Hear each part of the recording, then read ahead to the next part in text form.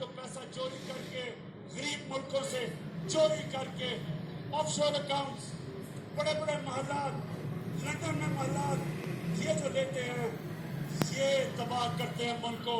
छोटा चोर मुल्क को तबाह नहीं करता, बड़ा डाकू मुल्क को तबाह करता है। जिस तरह के ये थ्री स्टूडेंट्स, ये तीन चूहे, ये जो इकट्ठे हुए हैं, 30 साल से मुल्क को लूट रहे हैं। ये 30 साल से ये मिलके मुल्क, इस मुल्क का खून चूस रहे हैं।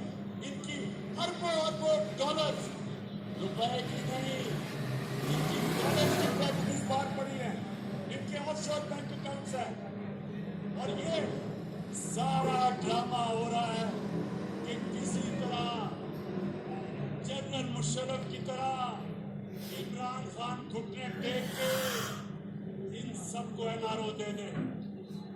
ये सारा ड्रामा है। पहले दिन से ब्लैकमेल करने की कोशिश है। जब मौका मिलता है हुकूमत को गिराने की सिर्फ एक वजह से कोशिश करते हैं कि जनाब हम कोई खास अल्लाह के मखलूक हैं, हम चोरी करें, डाका मारे, इनको खास ऐसी मखलूक है कि इनको सब कुछ माफ हो जाना चाहिए। और जनरल मुशर्रफ ने जो इस कौम पे जुल्म किया, इनके प्रेशर में आके अपनी कुर्सी बचाने के लिए, अपनी गवर्नमेंट बचाने के लिए उसने इस मुल्क के ऊपर जो जुर्म किया, इन चोरों को एनआरओ दिया, उसकी वजह से लूट मार हुई 10 साल। आज जो हम बोझ उठा रहे हैं, हम जो इनके लिए हुए कर्जों की किस्तें अदा करने पे जो हम बोझ उठा रहे हैं, वो सिर्फ और सिर्फ इसलिए कि जनरल मुशर्रफ ने अपनी हुकूमत बचाने के लिए इनको एनआरओ दिया। तो ये तैयार हो जाए नौजवानों, इमरान खान जो मर्जी ये कर ले, हुकूमत जाती है जाए, जान जाती है जाए, कभी इनको माफ नहीं करूंगा।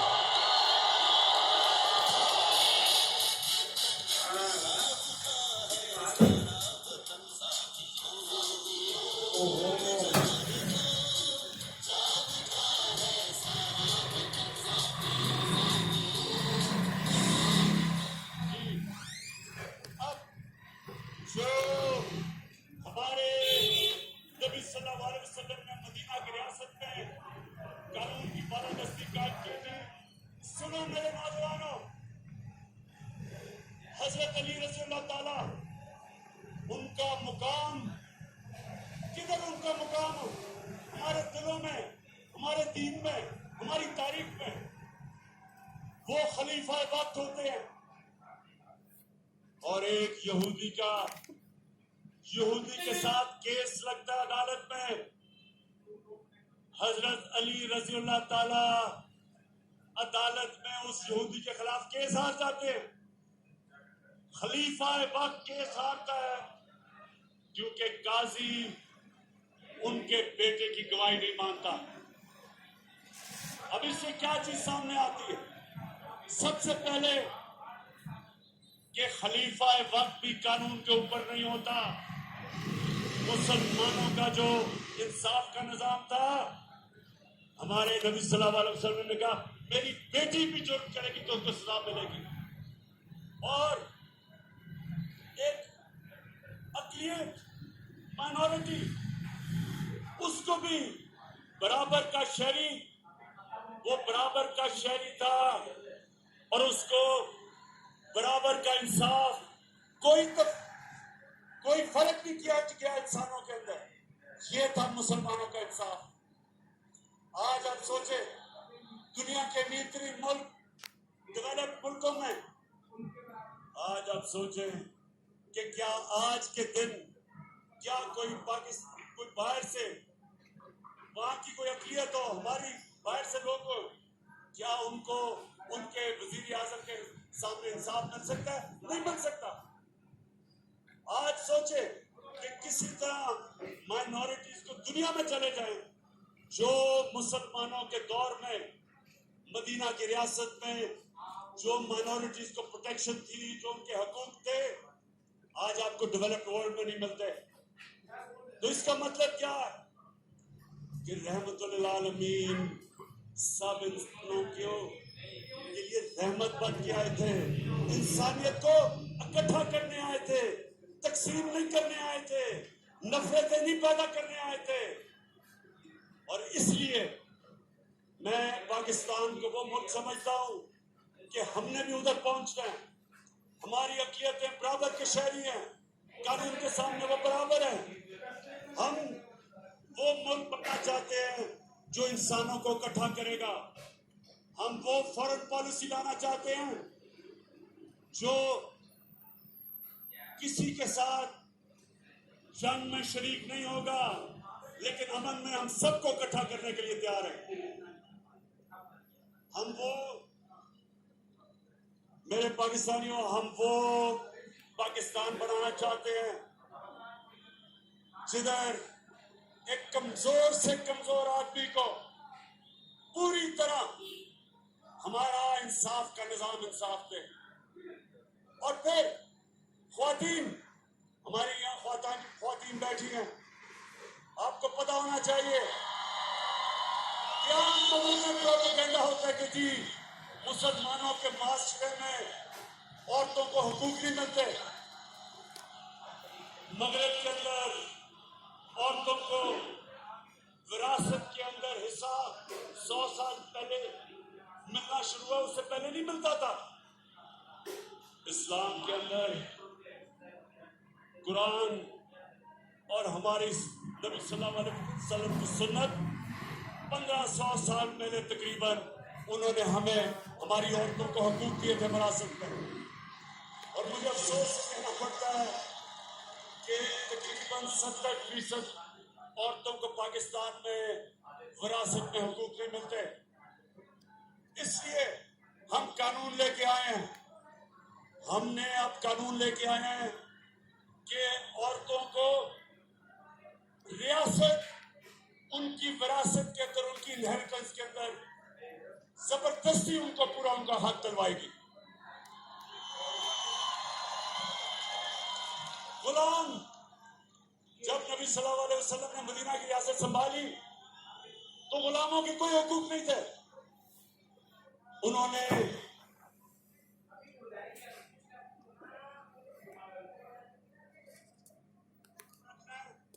تو اس کو ایک گھر کے فرد کی طرح رکھو. یہ ہمارا نوجوانوں، ہمارا یہ تھا دین. مسلمانوں کے دور میں غلام بادشاہ بن گئے. ہندوستان میں غلاموں نے حکومت کی، مصر میں غلاموں نے حکومت کی، کیونکہ نبی کا فرمان تھا کہ ان کو ایک گھر کے فرد کی طرح رکھو. تو میرے پاکستانیوں، مجھے بڑا افسوس ہوتا ہے جو میں مدینہ کی ریاست جس طرف ہم سفر پہ نکلے ہوئے ہیں، میں یہ چاہتا ہوں کہ ہم گھر کے ملازموں کو، ان کو بھی اسی طرح رکھیں، ان کو بھی اچھا کھانا دیں، ان کے بھی حقوق رکھیں. وہ بھی انسان ہیں. یہ ہماری نبی کی سنت ہے. پاکستانیوں سنتے جاؤ، میں آپ کو سفر بتا رہا ہوں کہ آپ کا نظریہ کیا ہے، کس لیے یہ ملک بنا تھا. علامہ اقبال کی کیا خواب تھی؟ کیونکہ آج 200 ملین یعنی 20 کروڑ مسلمان ہندوستان میں ہیں، لیکن جو ہندوستان میں بھی مسلمان تھے انہوں نے بھی پاکستان کے لیے ووٹ کیا تھا، کیونکہ وہ خواب تھی. وہ دیکھنا چاہتے تھے کہ مدینہ کی ریاست کے طرز پر ملک کھڑا ہو. اچھا سنیں، میں ابھی آخر میں آپ سے جو مین بات کرنے کے لیے آپ سب کو بلایا، میں ذرا آگے چلوں. جو ہمارے مدینہ کی ریاست میں اللہ نے ہماری قوم کو کیا حکم دیا تھا، امر بالمعروف. اس کا کیا مطلب ہے؟ اس کا مطلب یہ کہ ایک قوم کے اوپر لازمی کر دیا کہ آپ جب بھی آپ دیکھیں کہ کوئی بدی ہے، برائی ہے، قوم کی ذمہ داری لگائی کہ آپ اس بدی اور برائی کے خلاف جہاد کریں، اچھائی کے ساتھ کھڑے ہو، کیونکہ یہ قوم کو زندہ رکھتی ہے۔ پاکستانیوں، میں جب آج سے تقریباً 20 سال پہلے لندن میں تھا، عراق کے اوپر حملہ کرنے لگا تھا امریکہ اور برطانیہ، 20 لاکھ لوگ نکلے برطانیہ میں، 20 لاکھ لوگ سڑکوں پہ نکلے جنگ کے خلاف۔ امر بالمعروف، اس کو کہتے ہیں امر بالمعروف، کہ ان کی حکومت کو فائدہ بھی ہونا تھا عراق جنگ سے، عراق میں تیل بھی تھا، لیکن وہ اچھائی کے ساتھ کھڑے ہوئے، انہوں نے کہا نہیں، یہ غلط ہے۔ اس کو امر بالمعروف کہتے ہیں، اس کو زندہ قوم کہتے ہیں۔ اور میں آج سب کو دیکھ کے مجھے خوشی یہ ہے کہ میں نے جب آپ کو کال دی، یہ جو لوگوں کے ضمیروں کا سودا ہو رہا ہے، ایک گورنمنٹ کو گرانے کی کوشش کیا کر رہی ہے، پیسے لگا رہے ہیں لوگوں کو خریدنے کے لیے، تو میں آج آپ سب کا شکریہ ادا کرتا ہوں کہ آپ اس تعداد میں یہاں آئے اور آپ نے بتایا کہ آپ اس جرم میں شریک نہیں۔ میں نے ذرا آپ کو بس جو میں بات کرنے کے لیے آخر میں یہ جو سازش ہے اس کے اوپر بات کرنے سے پہلے میں صرف آپ کے لیے یہ بتانا چاہتا ہوں کہ انہوں نے فیصلہ کیا کہ ہماری حکومت کو گرانا ہے، کیونکہ جی پاکستان سے تباہ ہو رہا ہے۔ تو نوجوان یہ سن لو، میرے پاکستانیوں جو سن رہے ہو، میں بڑی جلدی آپ کو بتانا چاہتا ہوں اور میں آج دعویٰ کرتا ہوں کہ پاکستان کی تاریخ میں 3.5 سال میں کسی حکومت نے اس طرح کی پرفارمنس نہیں دی جو ہم نے اپنے 3.5 سال میں دی ہے۔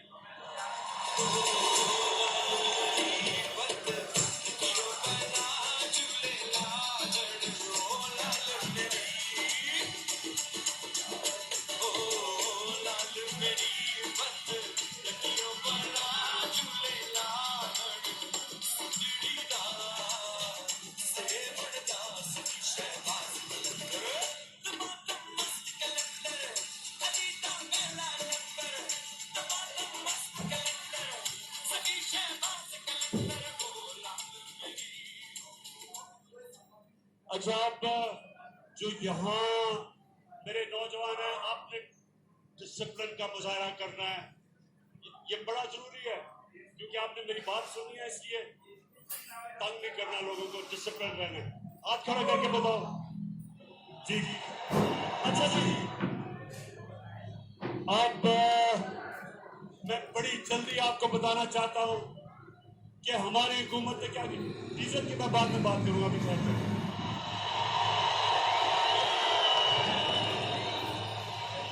ڈیزل کی قیمتیں شکر کریں 10 روپے کم کیے ڈیزل کی قیمت۔ اچھا جی، پہلے پاکستانیوں، میں اللہ کا شکر کرتا ہوں، میں اپنے اللہ کا شکر کرتا ہوں کہ 100 سال میں سب سے بڑا بحران دنیا میں آیا کرونا وائرس کا، ساری دنیا بند ہو گئی، لاک ڈاؤن لگ گئے، غریب ساری دنیا میں پچھڑے گئے۔ جب آپ ایک ملک کو بند کر دیتے ہیں تو بیچارہ دیہڑی دار، ٹیکسی والا، رکشے والا، ویلڈر، پینٹر، وہ لوگ جو دیہڑی کما کے اپنے بچوں کا پیٹ پالتے ہیں، وہ سب بے روزگار ہو جاتے ہیں۔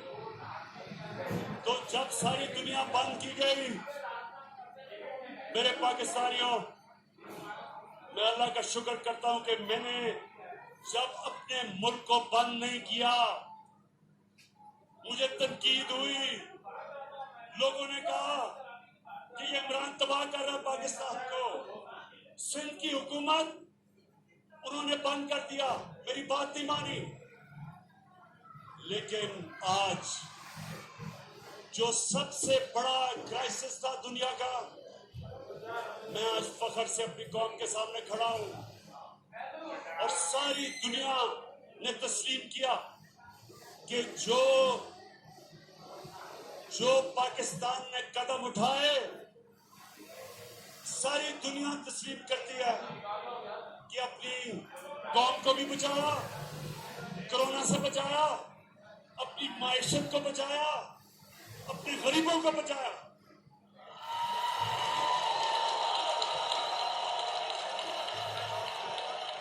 ابھی ورلڈ بینک نے ایک رپورٹ دی ہے، اس رپورٹ کے مطابق سارے بر صغیر میں آج جدھر سب سے کم بے روزگاری ہے وہ پاکستان ہے، کیونکہ جو اس وقت ہم نے قدم اٹھائے، اور یہ جو تھری اسٹوڈنٹس والی اپوزیشن ہے جس میں چیری بلاسم بھی ایک ہے، ڈیزل دوسرا ہے، تیسری بیماری ہے اور چوتھا بگوڑا ہے، ان ساروں نے میری تنقید کی اور اپنے اللہ کا شکر کرتا ہوں کہ اس نے میرے ملک کو نکالا اس میں سے۔ اور میں اس دوران جب ساری دنیا کی معیشت تباہ ہو رہی تھی، پاکستان وہ ملک ہے جس نے 5.6% کے اوپر ہماری معیشت نے ترقی کی، جو سارے دنگ رہ گئے، اپوزیشن دنگ رہ گئی۔ اللہ کا شکر ادا کرتا ہوں۔ تو ہم نے کیا کیا اس دوران جب دنیا مشکل میں تھی؟ پاکستان کی ایکسپورٹس ریکارڈ، ہماری ملک کی تاریخ میں سب سے زیادہ ایکسپورٹس پاکستان نے کی۔ ہم نے پاکستان کی تاریخ میں سب سے زیادہ ٹیکس اکٹھا کیا۔ ہم نے اپنے بیرون ملک پاکستانیوں کو ان کو انسینٹیوز دیے، اور سب سے زیادہ پاکستان کی تاریخ میں انہوں نے ڈالرز پاکستان میں بھیجے، ریمیٹنسز پاکستان میں بھیجی۔ ہماری کنسٹرکشن انڈسٹری، آج ذرا پوچھیں کنسٹرکشن انڈسٹری کے لوگوں میں کہ جو ہم نے ان کے لیے آسانیاں پیدا کی، آج ہماری کنسٹرکشن انڈسٹری میں 1500 ارب روپے کا مزید ویلتھ کریشن ہوئی۔ کنسٹرکشن انڈسٹری کے ساتھ 30 انڈسٹری چلی، اس لیے ہمارے ملک میں بے روزگاری نہیں ہوئی جو ساری دنیا میں کرونا کی وجہ سے ہوئی۔ ہمارا جو زراعت تھی، نوجوانوں یہ سنتے رہو، کیونکہ 60% پاکستان زراعت کے اوپر رہتا ہے، دیہات میں رہتا ہے۔ آج اب اپنے کسانوں سے پوچھو کہ اس ملک کی تاریخ میں سب سے زیادہ پیسہ زراعت میں گیا۔ 5 فصلیں پاکستان کی تاریخ میں سب سے ریکارڈ فصلیں ہوئی۔ گندم ریکارڈ، گندم کی فصل ریکارڈ، چاول کی فصل ریکارڈ، مکئی کی فصل ریکارڈ، چاول کی فصل ریکارڈ، اور ابھی یہ آلو کی فصل آئی ہے وہ بھی ریکارڈ توڑ گئی ہے، ماشاءاللہ۔ یہ کیوں ہوا؟ کیونکہ ہم نے کسانوں کی مدد کی۔ ہمیں جو پہلے شوگر مل مافیا کسانوں کو پیسے نہیں دیتا تھا، پوری طرح کٹوتی کرتا تھا، ان کو دیر تک، سال تک پیسے نہیں دیتا تھا، ہم نے کسانوں کے ساتھ کھڑے ہوئے، ہم نے اپنے کسانوں کو کھڑا کیا، ہم نے ان کو پروٹیکٹ کیا، ہم نے حقوق دلوائے، کسان کو پیسہ دلوایا، اس نے اپنی زمین پہ پیسہ لگایا، زمین میں جب پیسہ لگا تو پیداوار بڑھی، پاکستان کا فائدہ ہوا۔ تو مجھے بڑا فخر ہے اپنے کسانوں پہ۔ اور پھر نوجوانوں، انڈسٹری، آج پاکستان کی انڈسٹری تیزی سے بڑھ رہی ہے۔ ہماری ٹیکسٹائل انڈسٹری، آج مزدور نہیں ملتے ٹیکسٹائل فیکٹریوں کو، کیونکہ ہماری انڈسٹری چل رہی ہے، ریکارڈ ایکسپورٹ کر رہی ہے، ملک آگے بڑھ رہا ہے، انڈسٹریلائزیشن کی طرف جا رہا ہے۔ نیا پیکج دیا ہم نے اسمال اور میڈیم انڈسٹری کو۔ آپ کو چیمبر آف کامرس والے لوگ بتائیں گے کہ پہلی دفعہ ایک حکومت اپنی انڈسٹری کو پوری طرح اپنی انڈسٹریز کے ساتھ کھڑی ہے، تاکہ جب انڈسٹری بڑھے گی روزگار بڑھے گا، ملک میں پیسہ بڑھے گا، ٹیکس بڑھے گا، اور جب ٹیکس بڑھے گا تو میں اپنی قوم کے اوپر خرچ کروں گا، آسانیاں پیدا کروں گا اپنی قوم کی۔ پھر نوجوانوں یہ تیار ہو جاؤ، پہلی دفعہ پاکستان میں تنخواہ دار لوگوں کے لیے، جن کے پاس کبھی بھی پیسہ نہیں تھا اپنا گھر خریدنے کے لیے، ہم نے پہلی دفعہ پاکستان کے بینکوں کے ساتھ مل کے 30 ارب روپیہ ان کو سبسڈی دی۔ آج پہلی دفعہ بینک قرضے دے رہے ہیں چھوٹے لوگوں کو، جو تنخواہ دار لوگ تھے، جو بیچارے کرائے کے گھروں میں رہتے تھے۔ ہم نے بینکوں کو پیسہ دیا، بینک قرضے دے رہے ہیں۔ جو آدمی یا جو ایک خاندان کرائے کے گھر میں رہتا تھا، اب اسی کرائے پہ وہ بینک کو قسطیں دے گا اور وہ گھر اس کا اپنا ہو جائے گا، اپنی چھت ہوگی۔ روٹی کپڑا مکان کا کس کا نعرہ تھا، اور میرے اللہ کا شکر ہے کہ وہ کام کس سے لے رہا ہے۔ پھر تیار ہو جاؤ۔ یہ کہتے ہیں نا کہ اس گورنمنٹ نے کیا کچھ نہیں، میں چیلنج کرتا ہوں، 30 سال سے یہ حکومت کر رہے ہیں، مجھے چیلنج ہو، میں ان کو کرتا ہوں کہ آپ بتائیں کہ آپ نے ملک کے پانی، جو بہت بڑا مسئلہ بنتا جا رہا ہے ملک کا، شہروں کے اندر پانی نہیں ہے، لاہور کے اندر پانی نیچے چلا گیا، کراچی میں ٹینکر مافیا، آج پنڈی میں پانی کم ہے، کیا کیا انہوں نے؟ میں بتاتا ہوں ہم نے کیا کیا۔ پہلی دفعہ 50 سال کے بعد پاکستان میں بڑی ڈیمز بن رہی ہیں۔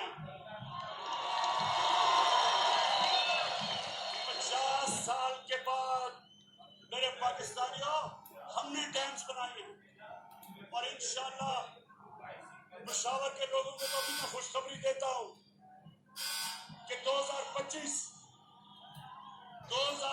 میں ممان ڈیم بنے گی، اور ممان ڈیم سے سارے پشاور کو پانی بھی ملے گا۔ بڑا علاقہ زراعت کے لیے، کسانوں کے لیے زراعت میں فصلیں اگانے کے لیے آ جائے گا، اور بجلی بھی بنے گی، اور سب سے سستی بجلی بنے گی۔ اس کے بعد بڑی ڈیم داسو ڈیم بنے گی 2027 میں، اور نوجوانوں خوشخبری یہ ہے کہ 2028 میں جو پاکستان میں دنیا کے اندر بڑی ڈیم سمجھی جاتی ہے، وہ بادشاہ ڈیم بنے گی 2028 میں، ٹائم پہ چل رہی ہے۔ اس سے کیا ہوگا؟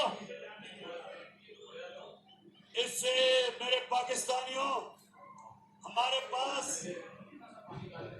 دگنا پانی ہو جائے گا ریزروز میں، ہمارے پانی جو ہماری ڈیموں میں دگنا ہوگا، اس کا مطلب کاشت کے لیے ہمارے پاس پانی دگنا ہو جائے گا، اس کا مطلب شہروں میں ہم پانی دے سکیں گے۔ یہ جو پانی کے مسئلے آ رہے ہیں آگے، اس سے انشاءاللہ پاکستان کی دولت میں اضافہ ہوگا۔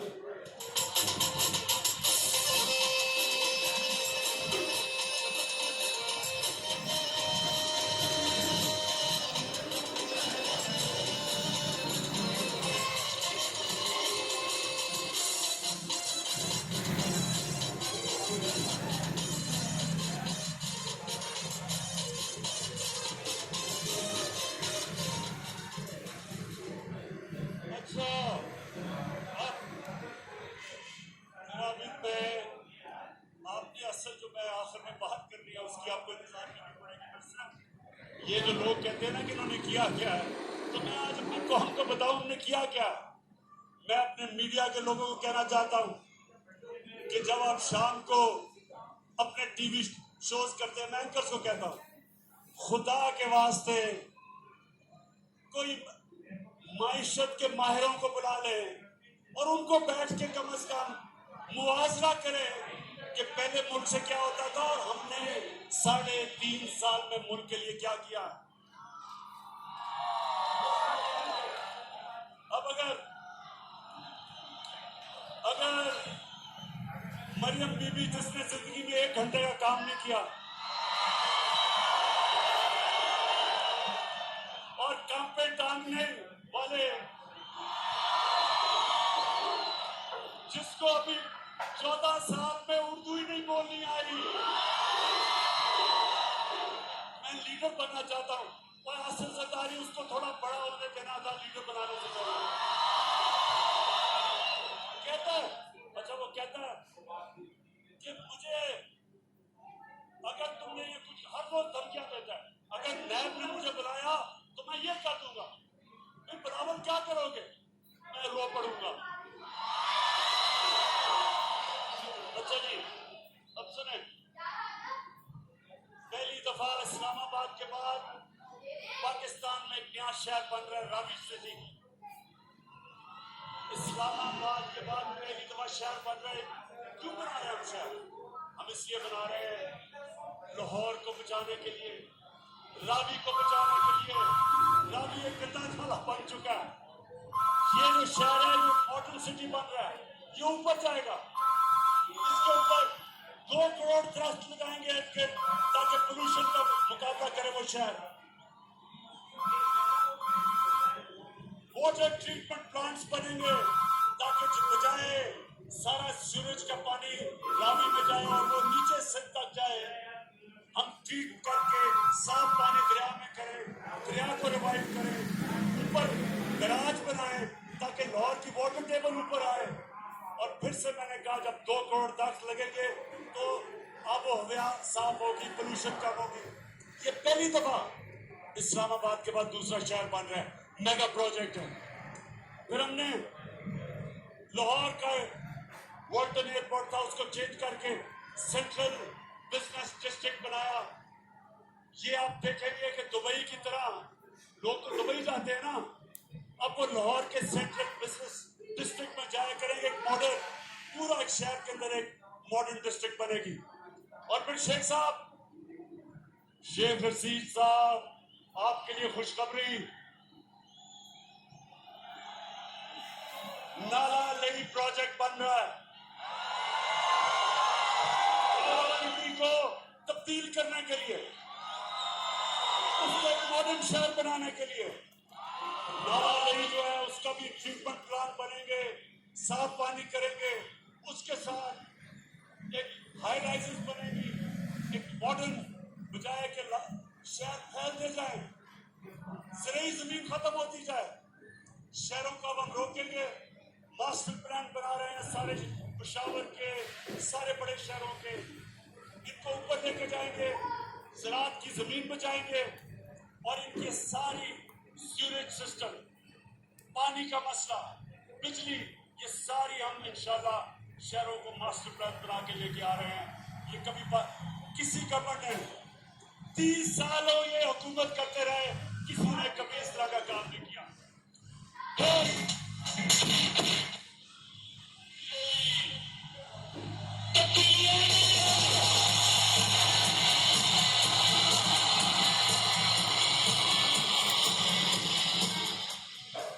ماشاءاللہ ماشاءاللہ، جنون آپ کا میں مان گیا ہوں.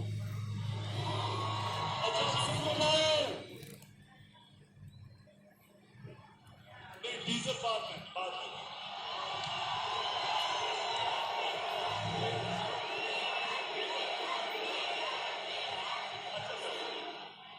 سنیں، میرے پاکستانی سنیں، میں آپ کو بتانا چاہتا ہوں کہ کرپٹ حکومتوں میں ملک کو نقصان کیا ہوتا ہے، اور جب ایک ایماندار لوگ حکومت کرنے آتے ہیں تو ملک کو فائدہ کیا ہوتا ہے. اب سنیں ذرا، خاموشی سے سنیں، ڈیزل کی بعد میں بات کریں گے.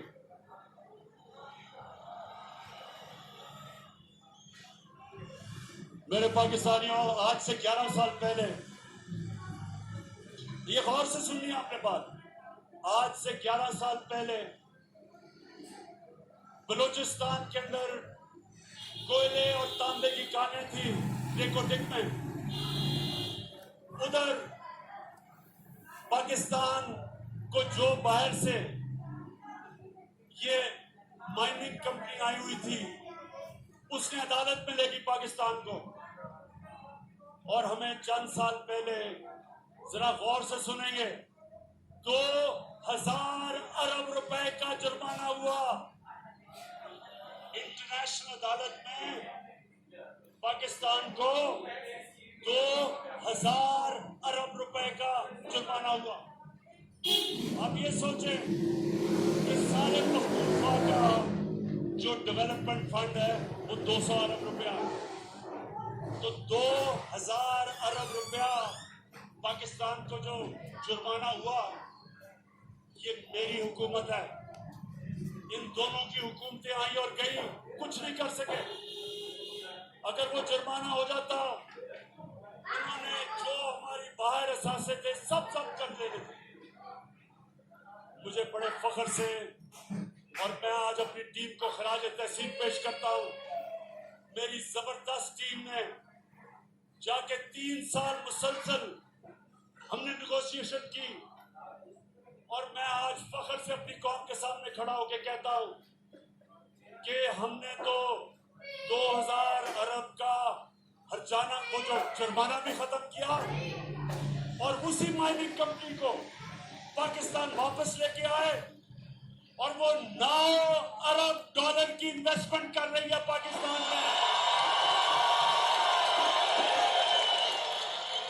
پاکستان کی تاریخ کی، میرے پاکستانی، سب سے بڑی بیرون ملک کی انویسٹمنٹ 9 ارب ڈالر کی ہو رہی ہے پاکستان میں. سب سے پہلے تو میں بلوچستان کے لوگوں، آج میں آپ کے لیے اتنا خوش ہوں کیونکہ اس کا زیادہ پیسہ آپ کے پاس جائے گا. بلوچستان پیچھے رہ گیا. میری پوری کوشش ہے کہ بلوچستان کے لوگوں کو ہم اٹھائیں.